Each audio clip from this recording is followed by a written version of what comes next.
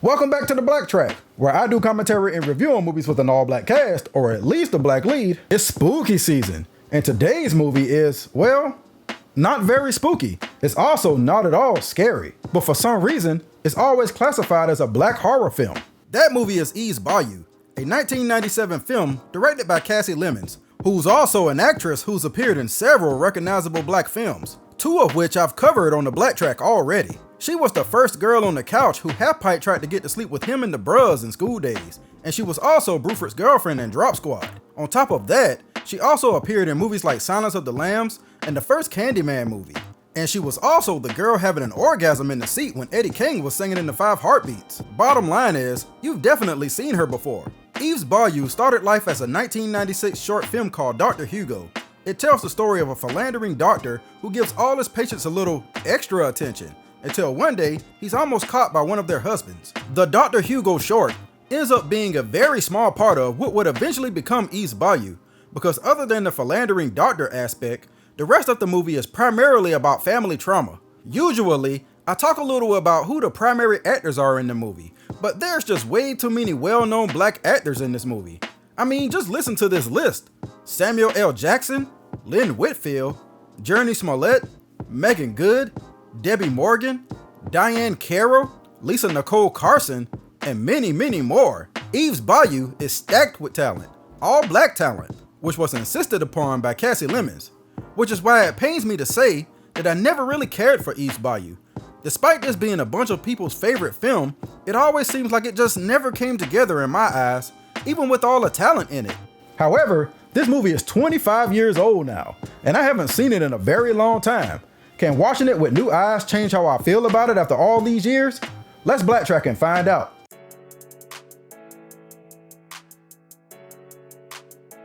Hey, this kind of looks like my hometown. Just know it's in the South. And this looks like a plantation. That part might actually be accurate, because Bayou gets its name from a former slave who was given land and a whole hell of a lot of kids by a white man whose life she saved. And her name? Well, Eve, of course. That little slave story is the only bit of race relations that you get in this entire movie, because even though it takes place in the 60s during the civil rights era, everybody in the movie is black and successful, so it's easy to forget that. You don't get that other dynamic that might exist on the other side of the bayou. I gotta say, it's pretty great seeing black people so happy in a movie that takes place in this era, instead of being sad and downtrodden. Just look at this house party. They don't do it like this anymore. My boy Roger Smith is here and having a little too much fun, getting him a handful of Lisa Nicole Carson, who's appearing in back-to-back BlackTracks. She's no longer the sidekick in this movie though, she's the main squeeze. You'll notice that everybody in this movie has a, we'll just say, unique last name. That's because all the families here are of Creole descent, so not only are their last names unique, for black families anyway, but they also speak another language every now and then, which is kind of like a French, I think. Si cette dame-là bouge son pied devant mon figure, vous allez dormir un coup, il va pas oublier. This scene is not only meant to show you the high-class lifestyle that the families have, but it's also meant to set up the different personalities of everybody. And it becomes immediately apparent that looks can be deceiving, because the entire party has problems. Little Eve Batiste, named after their ancestor and played by Jurnee Smollett, is mischievous and constantly terrorizes her brother Poe, who's played by her real-life brother. No, not the one you're thinking of, the other one, Jake Smollett. Roz Batiste, played by Lynn Whitfield, goes out of her way to try to maintain a little decorum and tries to hold everything together despite their many, many flaws. Eve's older sister Cicely, played by Megan Good, comes across as a little bougie and talks and acts like she's 35. The prince expressly hath forbid this banding in Verona streets. Then finally, there's Father Lewis, played by Samuel L. Jackson, the good doctor, who's essentially the same exact character as Dr. Hugo from the short of the same name. He doesn't waste any time living up to his namesake either. Jesus, Doc, your family's here. What the f? And everybody there is just cheering it on like it's an episode of Dancing with the Stars. I would say he did a good job of cleaning up the awkwardness by dancing with his daughter Cicely, but hell, nobody even cared. Well, nobody except Eve. She's a little jealous of the relationship her father has with her older sister, so she takes off to the wine garage to have a little drink and take her mind off things. I'm joking, of course. They wouldn't write a scene with a 10-year-old drinking alcohol. But don't get it twisted. Eve's Bayou isn't against some questionable decisions when it comes to minors. Just keep that little tidbit in mind for later. Instead, she goes to take a nap in what might be the creepiest location on the entire property, until she's awakened by the sounds of lovemaking. Damn, Doc and Lady Batiste couldn't wait until the party was over and all the guests left to... Oh, shit. That's not Lady Batiste. That's Maddie Moreau. God damn, Roger Smith, you stay taking L's in movies. It just wouldn't be a proper Roger Smith role without him being made to look like a sucker. You had to have been giving your agent explicit instructions to only find you roles where you play the fool. Hey, baby girl, daddy wasn't doing nothing. You know how sometimes daddy gotta take your temperature up your backside instead of your mouth? Well, daddy was using a different type of thermometer for Miss Moreau here. You understand what I'm saying, right? The poor girl is beyond traumatized. There's an interesting aside about Eve's Bayou that I never knew until now. There's actually 2 versions of the movie, a theatrical cut and a director's cut. And the only real difference between the two is one character. That one character is Uncle Tommy, a wheelchair-bound deaf-mute family member that they leave in one room and barely ever mention. Not unlike that similar character in Soul Food. Really, not unlike a lot of families in real life. He really only communicates with Eve, and he's sort of an important character in the grand scheme of things, to be honest. That's probably why director Cassie Lemons was pissed that they asked her to remove him from the theatrical cut.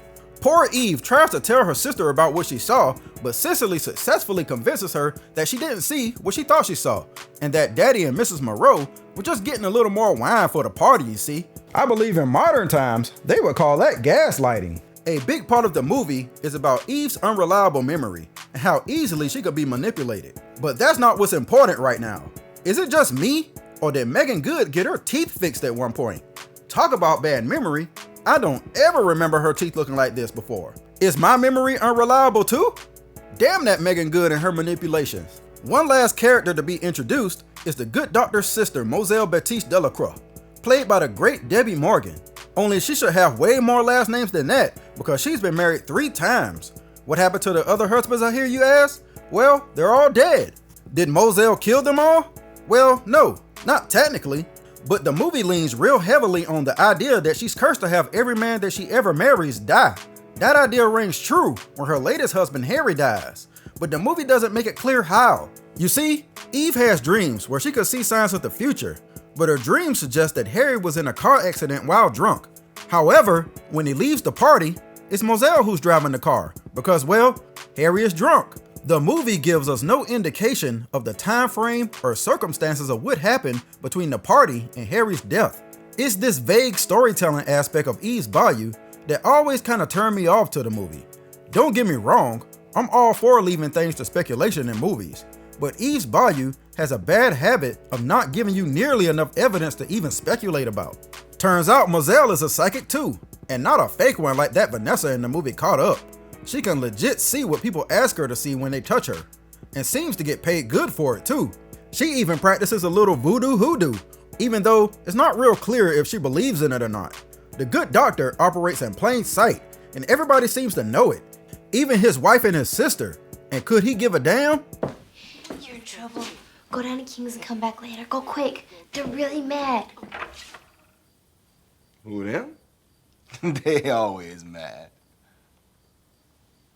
Absolutely not. Despite his ways, he does try to be a good father, taking Eve out on runs and stuff. The doc don't discriminate either. He flirt with them young and old. Eve's Bayou even reenacts the same scene from Dr. Hugo with the same actress and everything. Remember when I said that Moselle may or may not believe in the voodoo stuff? Well, she definitely leans more towards not believing in it, and has a bit of a rivalry with the other local psychic who uses more unconventional tactics like animal bones and stuff to tell the future. Moselle's sister-in-law, Roz, ain't worth a damn because she wants her fortune told by the old lady Elzora, and like, I'm sure Moselle would do it for you for free. What the hell, Roz? She has to pay Elzora a whole $1, which probably was the price of a car in 1960, only to get told the stuff that she should have already known. Your husband is going to get what's coming to him eventually, and to look to your children. That will be a Lincoln Continental, please. Moselle isn't as easily impressed, but Elzora finds a way to rattle her cage also.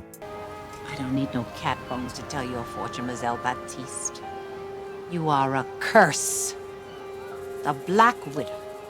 Next man who marries you is a dead man, like the others. Always be that way. Salmontas! I don't know. Elzora is 2 for 2 in my eyes. Moselle didn't even see her husband's death coming. Elzora is played by the late great Diane Carroll and is easily my choice for the best performance in this movie. She truly becomes this crazy old fortune teller. At this point, I've always felt like Eve's Bayou took a massive nosedive. It set up so much goodwill, with Moselle being a psychic who's a black widow and being at odds with the local fortune teller who's interested on her own. Then you got Philandering Doc and all his shenanigans, and you're ready to see how it all ties together and where it all goes. And well, it really goes nowhere. Moselle has a vision that more or less foretells the ending of the movie without actually telling you, and it ends with a mystery person getting hit by a bus. Roz interprets this to mean that one of the kids is going to get hurt or killed, so she decides to lock them away for an entire summer and prevent them from going outside. So like, yeah, Roz is legit crazy. And I get it, because she's been going through a lot. But like, the movie spends between 15 to 20 minutes showing how everybody is affected by this. That's an obscene number of minutes in movie time, and I feel like it slows the movie down to a crawl, just when it was beginning to get a little interesting. Eve plays more pranks to stay entertained. The good doctor, of course, does whatever the hell he wants, and both daughters more or less turn on Roz and start talking to her like she's one of the kids. We've read most of the tragedies. We're starting on the goddamn comedies.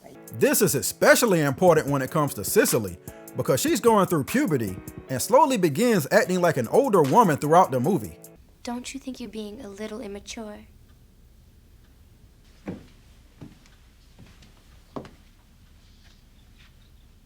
If you're lucky, you might live long enough to one day have a husband and children of your own. That part I actually like, because of the subtle ways you see her begin to take over from her mother. Excuse me, ma'am, can I cut your grass? At this point, I would rather just follow Moselle around. A random stranger shows up to her door to get his fortune told because he's looking for his wife. Moselle learns that she's falling for another man, so pending a divorce, she ends up in a relationship with the handsome stranger. He even wants to marry her after finding out that all her husbands die. My problem with this is that the movie dead stops exploring whether she's actually cursed or not after this point. Seriously, it just stops being part of the plot. No explanation or nothing. She meets this guy and it's like the curse is lifted, I guess, because true love or something? It can't be because the other guys were just bad for her, because she tells a story about husband number 2 being a great man and that she got him killed because she was messing around with husband number 3. I think the movie is trying to say that the curse is whatever you make it, or more accurately, it exists within herself, which actually kind of makes sense. Cicely has had enough. Her edges were a mess and her ends were split. And I don't know a damn thing about black women's hair, so let me shut up. But I do know she needed that thing laid. And laid it got, whether Roz approved or not.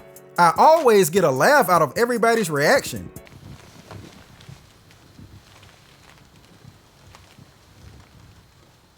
It's just a hairstyle, y'all. Y'all reacting like she looks like Myra. And I'm alive, Mama. I didn't get hit by anything. Except that hair still laid though. Roz and the good doctor have a huge fight that night, and the movie does a cool little subtle thing where there's always a storm during a life-changing event. It has nice touches when it wants to. We'll come back to that fight later though. Wouldn't you know it, Moselle was right as usual, and one of the town's children did die.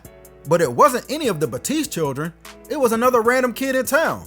Oh man, damn. I just know this is gonna hit the town hard, and everybody is gonna go into mourning at this unexpected turn of events.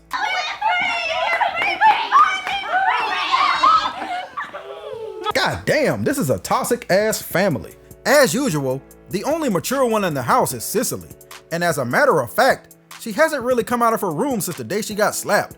Remember the night of the fight in the big storm? Well, when Eve goes to check on her, Cicely tells her that after the fight, she went downstairs to comfort her father because she's a huge daddy's girl.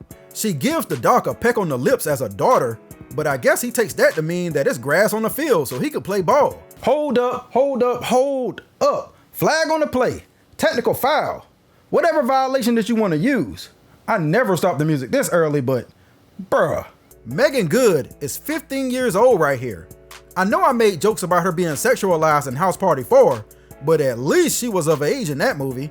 Here, Sam Jackson is essentially sharing a passionate kiss with a child. I hope this was the one and only take. It's made worse by the fact that Megan Good has done interviews talking about the fact that this was her very first kiss. Yikes! When Cicely actively tries to escape the situation, she gets her second slap of the day, which leads to her depression. Let's get past this part ASAP. Suitably gassed up, no pun intended, Eve has had enough of her father's antics and goes to Elzora for help punishing him. On the way, she runs into Lenny Moreau and heavily insinuates that her father is checking Lady Moreau's temperature a little too much. She should have been better by now, don't you think, Lenny? Lenny definitely didn't need a child to tell him this. You got eyes. Eve was expecting something simple like a voodoo doll or something classic like that, so she can kill her father herself. Instead, Elzora tells her to bring some hair and she'll take care of the rest. She doesn't even really give her a chance to back out. She puts the hair in the mouth of a snake and buries it, sealing the doc's fate. Pretty sneaky, Elzora, but I still love you. Hoping in vain to save the doc, Eve runs down to his favorite spot, and look at what we got here. It's obvious that what he and Mrs. Moreau have going on isn't even a secret. Damn near the whole town is here. She convinces him to leave, but just as he walks out the door, the shady figure from Moselle's vision approaches and oh shit, it's Lenny, and he's drunk, and he's pissed. I feel like Lenny always knew, but was building up the courage to finally do something about it. He tells the doc to never speak to his wife again, but the doc is a hard-headed asshole. Night, Maddie. Well, Lenny went ahead and made like Clint Eastwood and shoots the doc dead.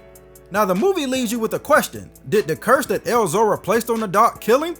Or did the actions of Eve lead to her father's death? Or furthermore, did the doc cause his own death? Because like Elzora said earlier, sometimes a soldier fall on his own sword. This is probably the most interesting aspect of this movie, and it's too bad it comes at the dead end of it. I mean, Moselle's vision was spot on, so there's definitely some supernatural stuff at play here, but the movie wants you to decide who's actually legit. Is it both Moselle and Elzora? Or is Elzora's voodoo a fraud like Moselle said? After the funeral, Eve finds a letter that her father intended to write as an apology for what happened the night of the fight in the storm. And oh man, we have to revisit this again? Well, the doc tells it differently. In his letter, he says that Cicely came on to him and he was so taken aback from it that he hit her as a reflex. He of course didn't mean to, so he was trying to make amends with this letter. Feeling lied to and betrayed again by Cicely, Eve confronts her with the letter and demands to use her sight on her, which I guess grew stronger because of the traumatic experience. Cicely swears she was, quote, hurt that night, and funny enough, the vision Eve sees doesn't really make it clear what actually happened, so the movie leaves you with a bit of a cliffhanger. That is, if you saw it in the theaters. In the director's cut, there's a witness. Good old Uncle Tommy was in the room the whole time when it happened, and nobody's version of the story seemed to notice. But of course, he's deaf and mute, so he can't tell anybody what actually happened, which plays into the theme of an unreliable memory. But wait a minute, if everybody's memory is that unreliable, then maybe the adult Eve who's narrating the story is equally as unreliable. Maybe this whole entire movie is a lie. That might actually make it slightly better. Let's get to the grade.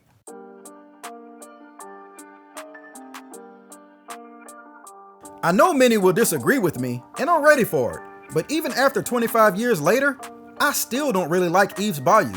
I hate to say that, because from a technical point of view, it's a masterclass in acting, cinematography, set design, and everything else you can think of that makes a movie visually great. It's just, the storytelling is so uninspiring and aimless to me. Ever since its release, I've always felt like I just don't get it, because people go on and on about it. Even now, as an adult, I understand what the movie is trying to say, and I still don't think it's all that good. Think about this fact. This movie, of all movies, was chosen for preservation by the Library of Congress. This movie, Eve's Bayou.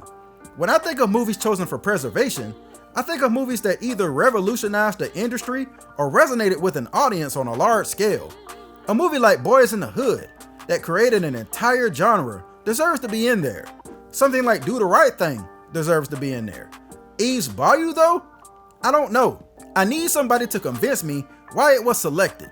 I do, however, Like the idea of the black trauma of a well-to-do family being hidden from the public eye and tearing them apart from the inside.